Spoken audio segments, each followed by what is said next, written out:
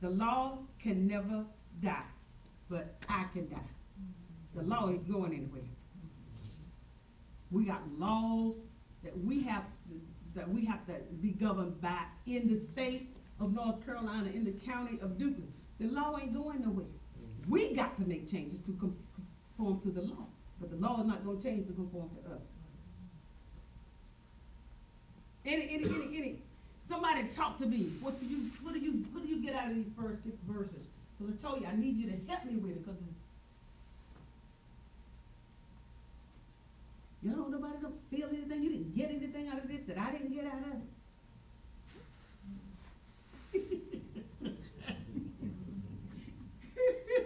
So you pleased with what I got out of it.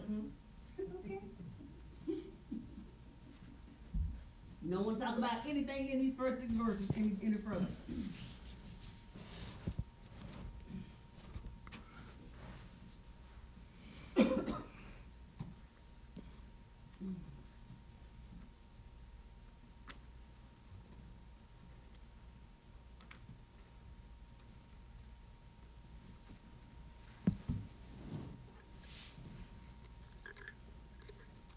Okay, someone read verses 7 through 12.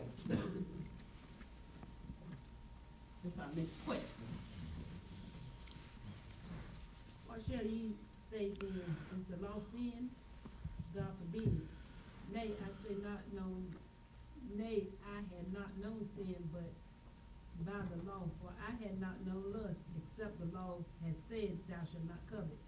But sin, taking occasion by the commandment, worked in me all manner of concupiscence. For without the law, sin was dead. For I was alive without the law once. But when the commandment came, sin revived, and I died. And the commandment, which was ordained to life, I found to be unto death. For sin, taking occasion by the commandment, deceived me, and by it slew me. Wherefore the law is holy, and the commandment holy, and just and good. That's 7 through 12. Mm-hmm. Somebody laugh. Why you laughing? What you read? What shall we say then? Is the law sin? Is the law sin? Paul answered his own question. Is the law sin? Who didn't know? Because if he had not known sin, but by the law, I think I kind of got a glimpse of that. If he had not said, do not covet thy neighbor's house, I wouldn't have known what covenant in the neighbor's house, that the covenant in the neighbor's house was wrong. So now that I have the law, I know that it's wrong. So, what shall we say? Is the law sin? It is not, but it brings you into the acknowledgement of sin. That's right. Yeah, makes you aware of sin. Because had he not said, we are not to hate one another, we would know. We just keep right on, just treat people any kind of way we want to. But now we know that that is not what we are supposed to do. We're supposed to love one another. So sin the law it puts you in a position you have to walk the straight and narrow. But then again, you say, I'm not bound by the law. I'm dead to the law. So that's what makes this chapter so controversial. And when we leave here tonight, we're going to have to go back. And we're going to have to read it some more. We're going to have to study it some more. We're going to have to talk about it some more. Because it is pulling and grabbing at different things. We wouldn't know sin except through the law. That's verse 7. The command forbids something. Sin is provoked by the prohibition and want what is forbidden. We want that we shouldn't have. That's what makes us have sin. How did sin enter into the world? Man. What man? Adam. One man, Adam. Had it not been for Adam. Without the law, we live in blissful ignorance of our true condition. Now, if the law didn't say we couldn't do it, if the law didn't say drive 55 And when you get in that bad curve, that slow down 35, we try to straighten the curve out. But we have to do what the law says. But as Christians, we can go a step further than that. Sin is dead, verse 8. Sin is dead before the law awakens us to the true nature of sin. It is dead. Think about little children. Out there where Landon goes to school, they hugging and they kissing all on one another. They all gender, all races, nationalities. They don't know hatred. They don't know color. They don't know anything about racism. And that's the way we were about sin until the law opened our eyes. We didn't know. He got picked him up one day and all over just hugging and kissing. I looked at the teacher, she said, well, they love their huggers now. I said, okay. But wait till they get older. And we as parents start planting ideas and they start seeing stuff and stuff. That's when sin comes in, and that's when their eyes are really open and their attitudes change toward a lot of things. So we have to be living examples to what we show them and let them see. Because if we didn't let them see it, a lot of this stuff would not be embedded in them. They don't know. Verse 8 also lets us know that it is sin that kills, not the law. And we blame stuff on the law. The law says on 40, in some areas, you drive 70. You get on 70, and you drive 95 to 100. And you have an accident, you're dead. Did the law kill, or did sin kill? Sin. It was sin, because you disobeyed the law. It was sin. So sin killed, not the law. But Jesus said, what about the law? What did Jesus say about the law? He didn't come to destroy, but to fulfill.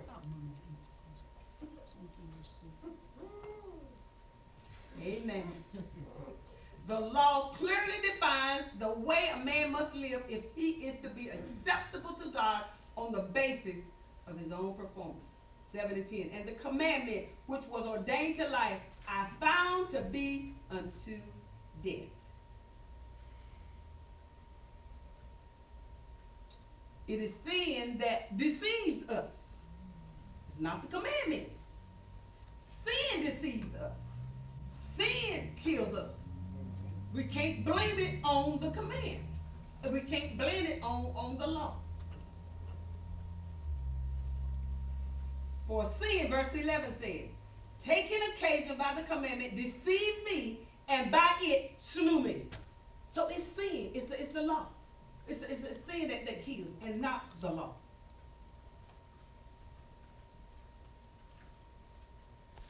Verse 12 says what? Wherefore the law is holy, and the commandment is holy, and just and good. So here again, it's like there's another up and downward clause. Now the law is good, the commandment is good. It is sin that puts us to death, not the commandment. The law is holy, the commandment is holy, righteous and good. Paul's conclusion in this section is to confirm and uphold the law and to point out that the fault and inadequacy lies in the law, not in us. Sin is the culprit, not the law.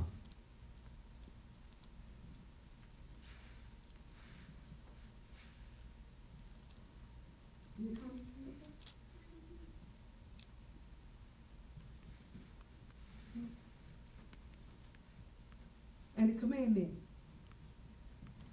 which was ordained to life, I found to be unto death.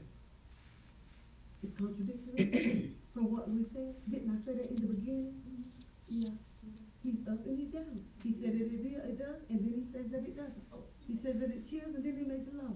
He says it helps us, and then it doesn't help us. So what does it do? By the end of the lesson, if you, unless you get a a better clarification than I did, you're gonna walk out still wondering what Paul was talking about. Because I told you when I came in, I want you to help me to see what Paul was talking about. Because he said something and it's like it's negative and it's positive and it's optimistic and it's pessimistic, and then it all comes together and he says the same thing over as if in a different way.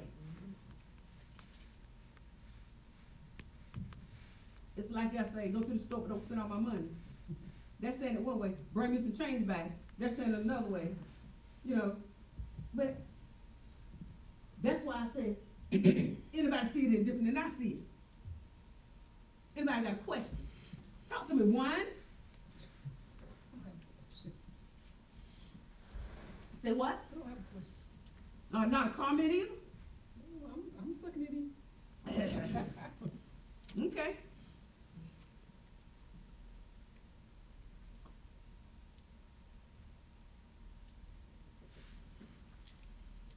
I think it's important, though, that we know who is deceiving us and who is killing us, who the real culprit is, who the real deceiver is, who the real killer is. It is sin. It is sin. And that might be a good reason why this chapter come after chapter 6 that talked about sin. And now this one is talking about the law. Because it is sin that causes us to do what we do. And we're going to get down to that in the next section that we're going to read. It is sin that causes us to be what we are. Okay? Verses 12 through 25. 13 through 25. That's the third question.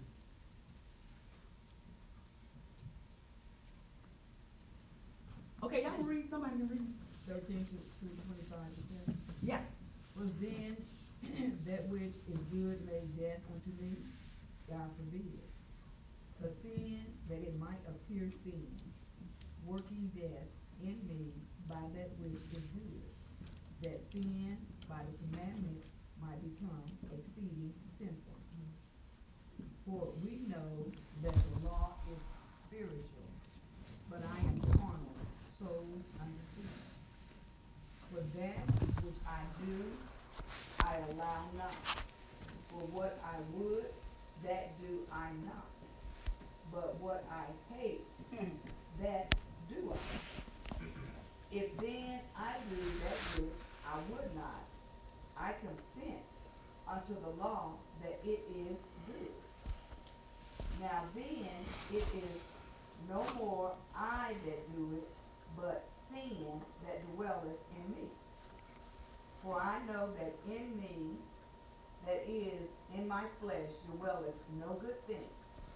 For to will is present with me, but how to perform that which is good, I find not. For the good that I would do, for the good that I would, I do not. But the evil which I would not, that I do. Now, if I do that I would not, it is no more I that do it, but sin that dwelleth in me. I find then a law, that when I would do good, evil is present with me. For I delight in the law of God after the inward man. But I see another law in my members, warring against the law of my mind, and bringing me into captivity to the law of sin which is in my members. O wretched man that I am, who shall deliver me from the body of this death? I thank God through Jesus Christ our Lord. So then, with the mind, I myself serve the law of God, but with the flesh, the law of sin. What she say? I saw you say what you read. What did she say? Same thing like happened to me the other week, last week. What happened last week? whenever I have a problem with my truck, Uh-huh. they try to stick me on it. And I tried 2 days to be nice. Uh-huh. Kind of like this bird for when I tried to do good, it even was all the way around me. And he even finally came out and got me. Got him. So when you try to do good, there's always something there negative that get, if you don't say a word. I mean, you got to keep, I ain't learned how to keep my mouth shut. That's exactly what she said. He had good intentions to go pick his vehicle up, pay the people, and get his keys to go home. But, what happened?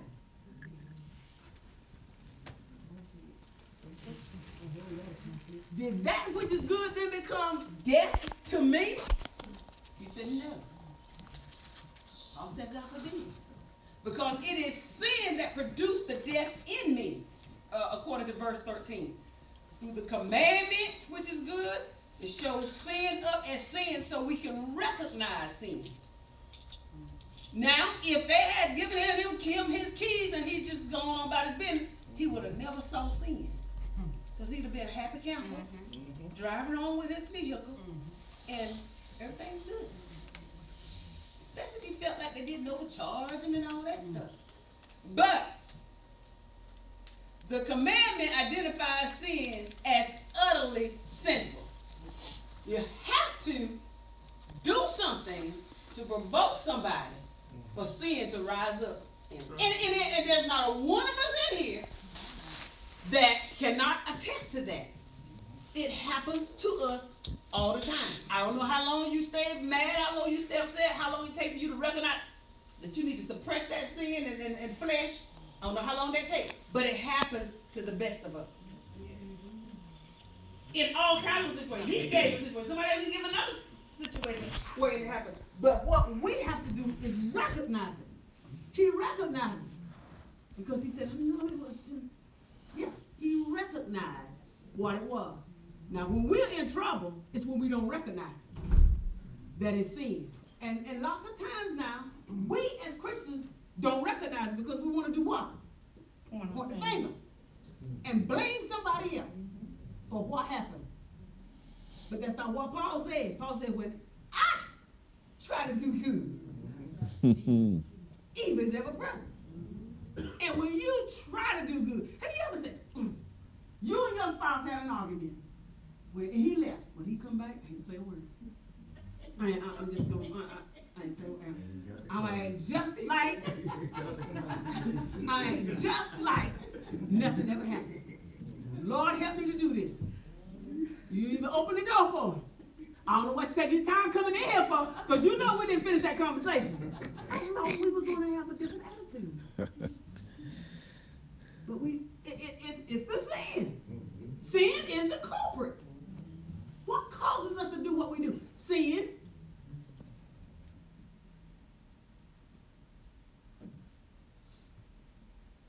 Good example. Brother Ferry.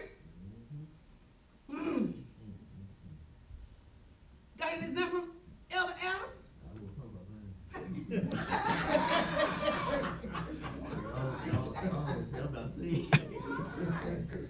No, last week I was at the tiller, and the guy was raining, the guy was doing y'all sitting in the car.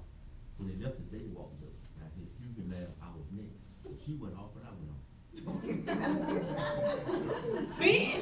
You like you ghetto and I said, ghetto. I guess you know, and I plus it just please leave me alone. And she kept on, I said, lady, if you don't go, put my hands on you. And we had to call the law up there. No, you didn't? I called the law. What? I called it. Okay. It All was right. for my protection. Okay. All right. You know, because my thing over here, if you would have called, I know they'd look at me different. So I called them. This thing what was going on, and they got on her. But I said some choice words that I had to repent for. And at no time did it enter your heart to say, well, ladies first, let it go. No, it didn't. No, because in the sense, I already had some on my mind. That was the problem. I already had something on my mind that was bothering me. Okay. And it was just a trigger. Okay. It triggered that because my mind would be like a little feet. Okay. And when she said what she said, I just. You prove that you ghetto. How do you say it? Ghetto. Just nice to ask you. I'm just being real. That was You got another? okay. Grab two, what you do? No, and it's not gonna be about me, I'm listening at. Oh, yeah. I'm serious, I'm listening at the two. Mm-hmm. And I heard you when you said that, but do we have to sin? Mhm. I'm gonna use for an example, sometimes sin can be pushed away. Because I didn't see this, but this was told to me. A young man went to the car wash the other day. And you know how you put your change in the thing to get changed, you have to put in the machine? And while he was there, another man walked up and he said, "Hi, how you doing?" He said, "I'm fine, how you doing?" So he went on about his business of putting his money in the machine to get ready to wash his car. And before he knew it, the other man had grabbed him from the back.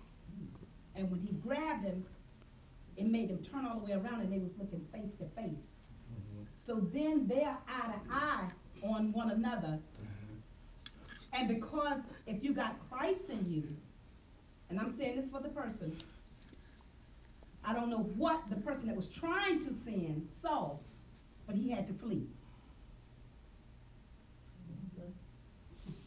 I know what So, so when Christ is within you, when these things happen, sin sometimes has to go. Well, that's why I asked him at one point. That's why I'm saying that, because of when you asked the question to Elder Adams, well, you couldn't have said, and then this guy was really intending to rob this guy, and because he had his car parked down the street. He had to take off, run, he couldn't even touch him, and run down the street, and he had his car started and jumped in it and took off. But, what y'all think about that? Before I say that. I think there's different circumstances Because based on who you are. he said he'd already told what condition he was already in starting. Right. He already So you had a precondition mixed with that became a present condition, and so something always going to evolve out of that. Yeah. Paul here not only tells us how we should act, but you have to realize Paul didn't always act the way that he told us to act. And so sometimes things, let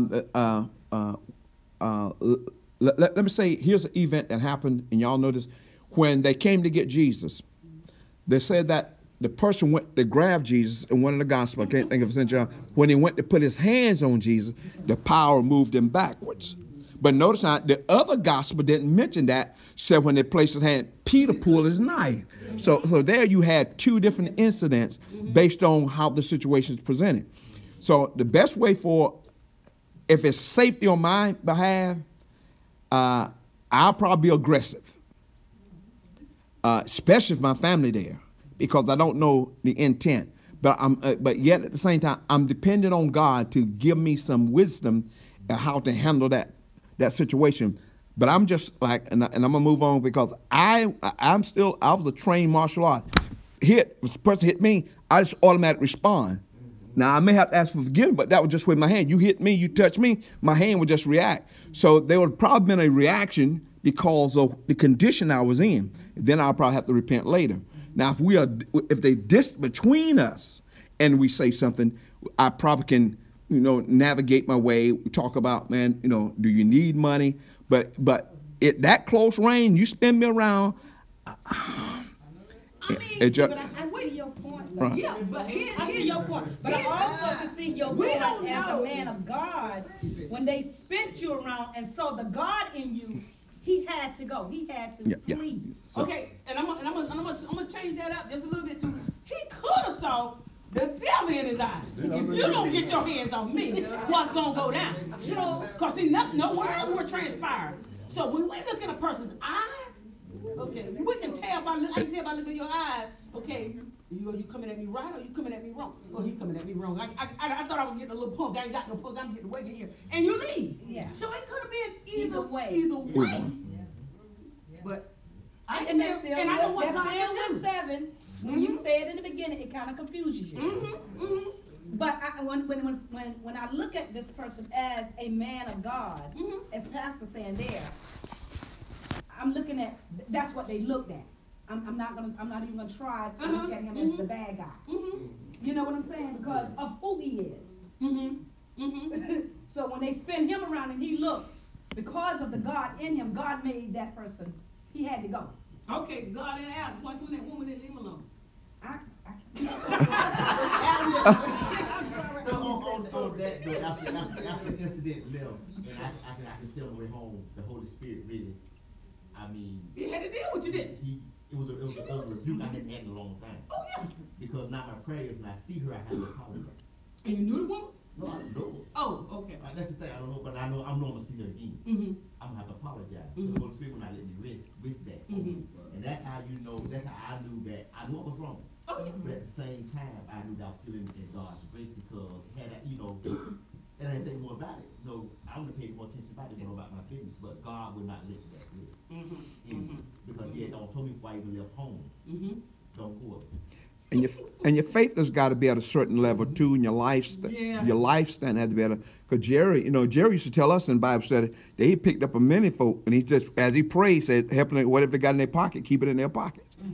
So it's still at your faith level. If you still shucking and jiving a little bit, and I'm not saying about doing that, but I'm saying if you know you're not quite where you're supposed to be, then things can happen. But it just depends on the circumstances.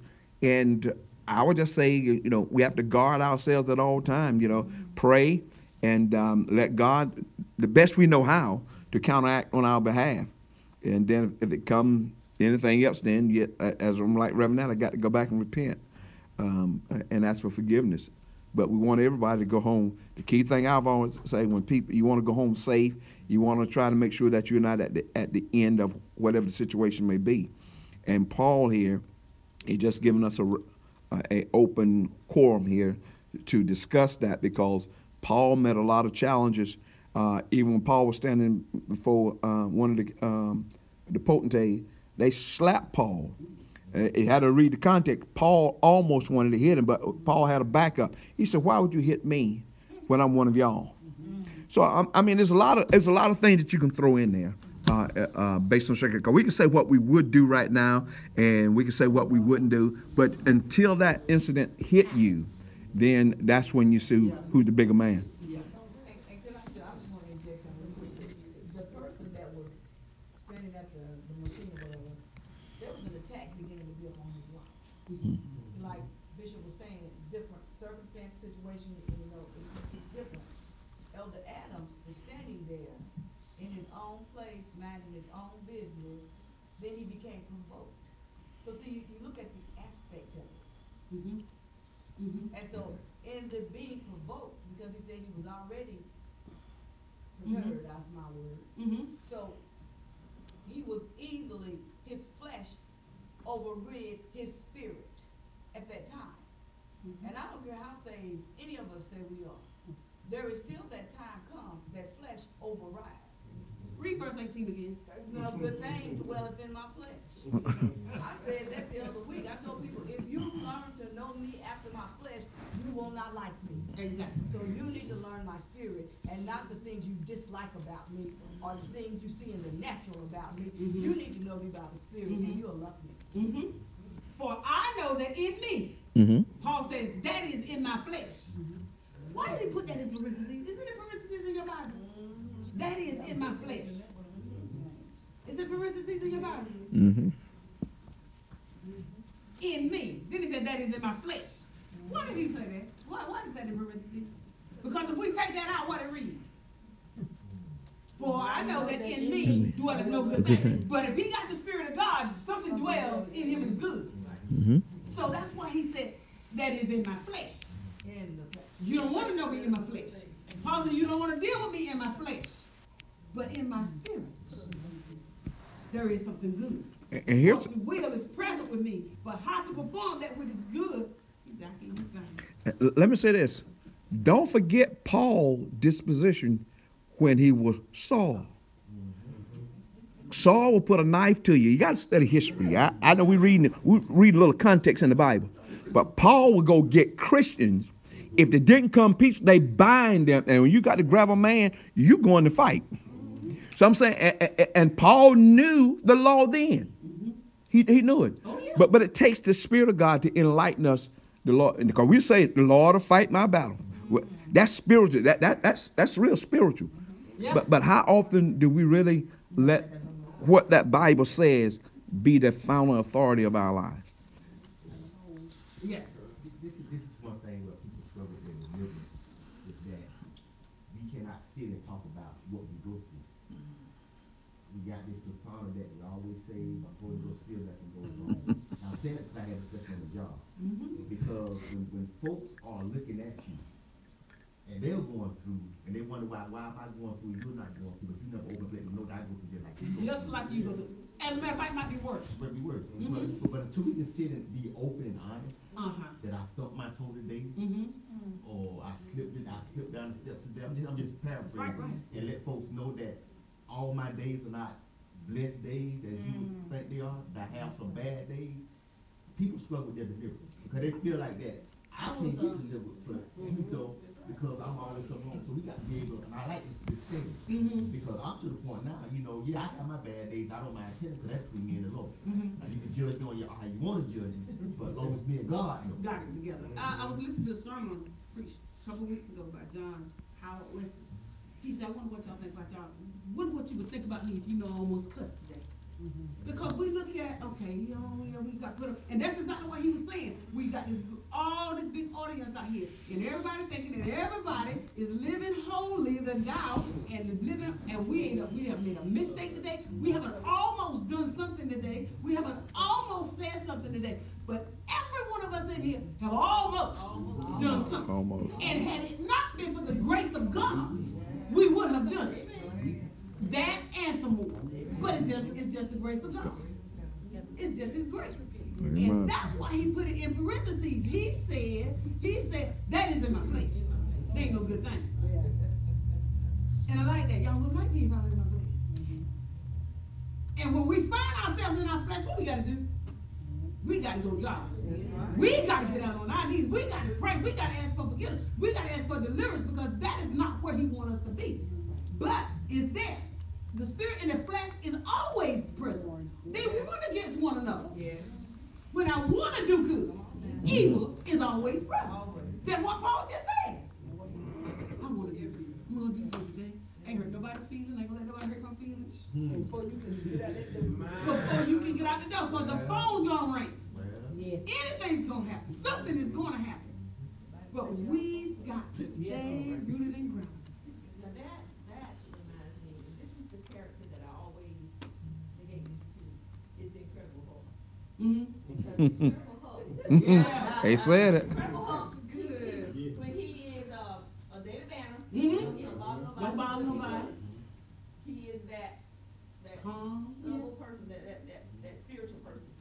But when you bother me, and he tells you, don't bother me, you You're don't not make gonna- me angry. You're not gonna- Don't make me angry, because you won't like it when now that's your warning right there. That's it. But yet still, you make him angry. Then you see that big fleshly side show up, and look how big and humongous it is. And he tear up everything, and everybody in his path, he gonna get you, he gonna get you. But then, when you see this big Hulk, and then after he done destroyed everything that was in his way, then he comes right back down to this nice, weak person again. And then he's like, do this. But I mean, that's what this reminds me of. Because you take people, sometimes you can take a person out somewhere they don't want to go. I can go like that. Or sometimes people can just make that inner you come out that you don't want to come out. Just try to suppress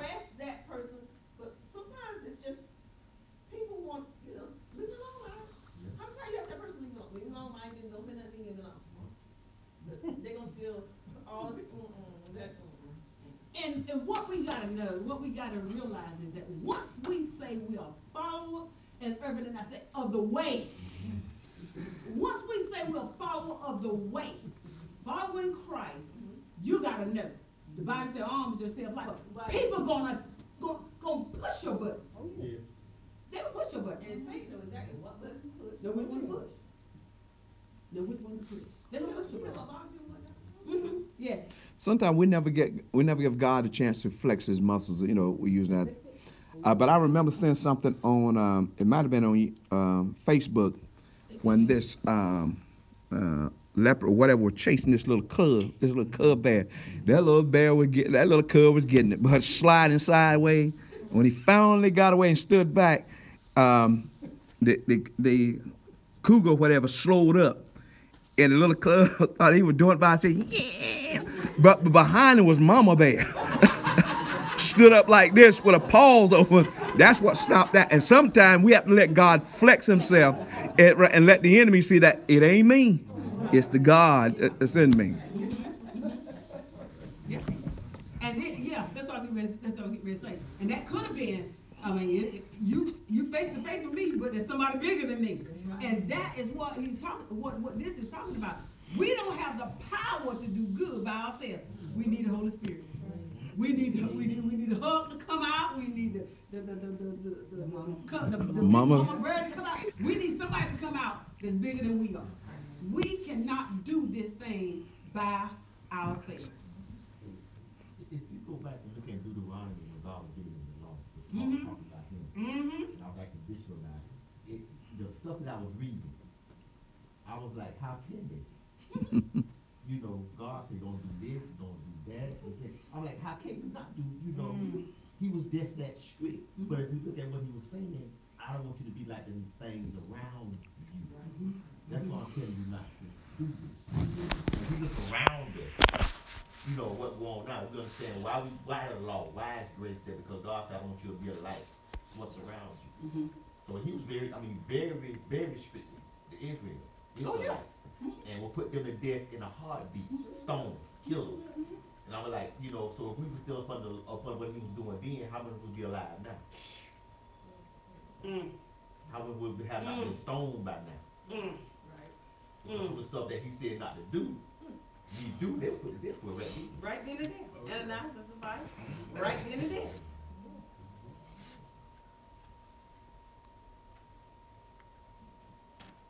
The power's not in ourselves to do this, but it's in Christ Jesus.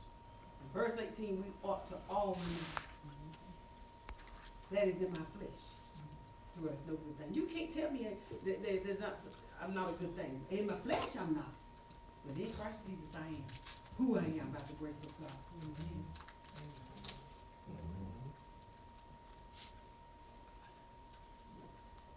All right, let me see what verse I'm talking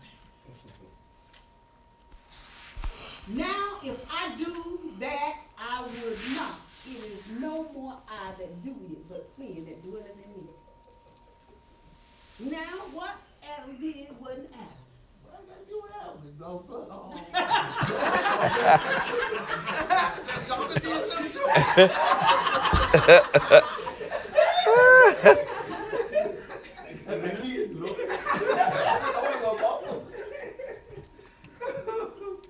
Because really, truly, the reason I call your name, the reason you felt like you did, because a believer hates sin. And they don't want it, they don't want to be a part of it. But it's ever present, but you hate it. That's why some folks, why they say that when they get saved? He delivered me from a miserable life of sin. Oh, Lord. Y'all thought that you weren't miserable, you enjoyed everything you did. Big bro, Roy, you enjoyed everything. Bro. Yeah. That's right. That's right.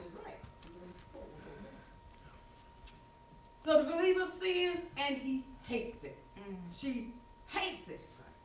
I mean, and we do something and we know we shouldn't have done it, and just walk around with pills, ain't nobody bothering.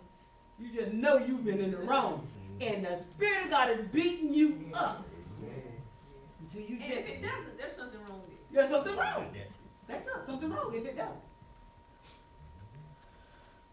Verse, that was I find then a law that when I would do good, evil is present with me. I do good.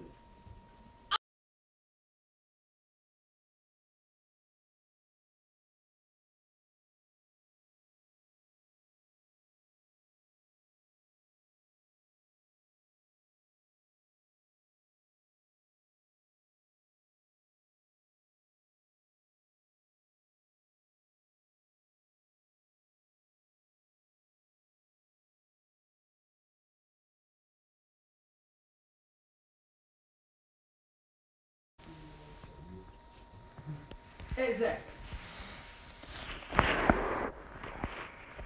I was reading something the other day, they had two or three dogs, and they were having dog fights. And they were always bet on which dog was gonna win. And he always, you read that? The dog, he already always knew which one was gonna win. And the reason he knew, he starved the dog. The dog was hungry. No, he was hungry. He won. He gonna eat somebody else. Yeah, he gonna eat somebody else. So that dog would always win because he didn't wait on me to starve to the point that but he was hungry. He was hungry. I don't know where I read it. I don't know where I read it. If I read it somewhere, that dog, y'all gonna win. Next week he bring another one. That one won. Oh, your dog's good, man. No, he knew what to do together. And the same thing happened with us. When we starve ourselves, our flesh, and then that spirit should overpower. And I only watched one ball game the whole season, and Carolina lost that one. I said, y'all just wasn't hungry. You gotta be hungry if you want to win. I ain't watched another one after that either.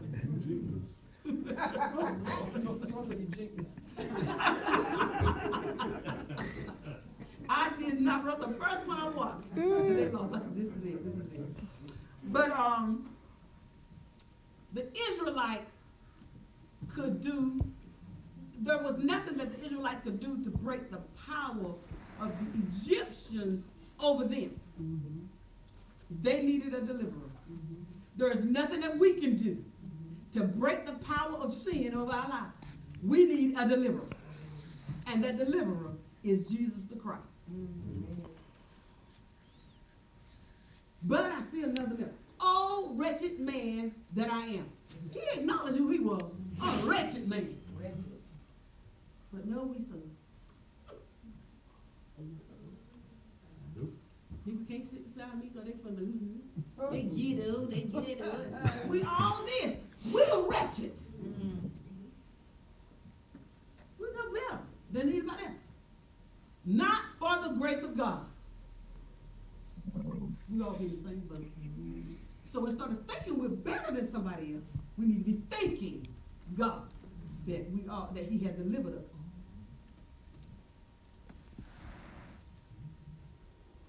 Any questions? Any comments?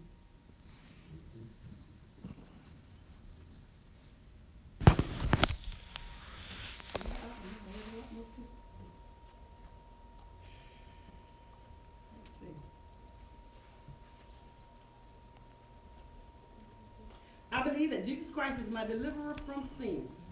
I'm no longer sin's slave.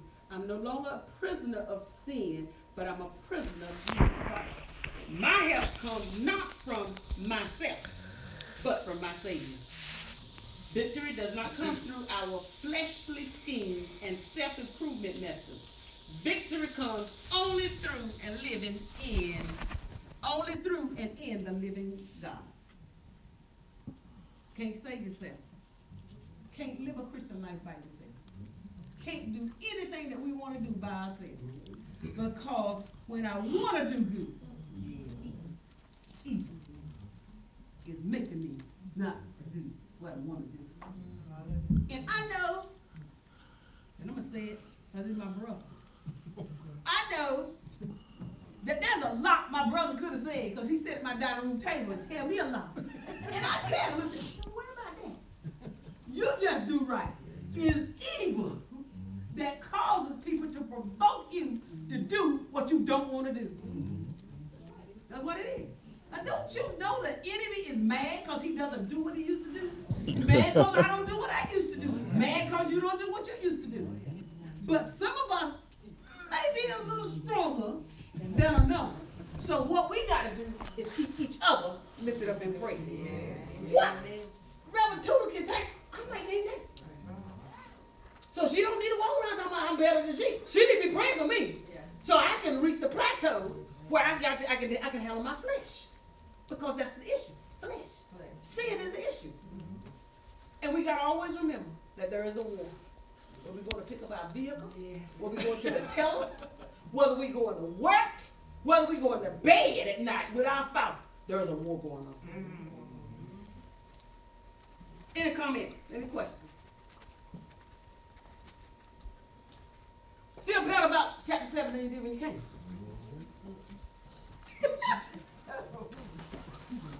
Well, you ought to know one thing. It talks about what? The major theme of Romans 7 is what? It's the law. Major theme in chapter 6 is what? Sin. What we need to do is read 5, 6, and 7 together. 5, 6, and 7 together.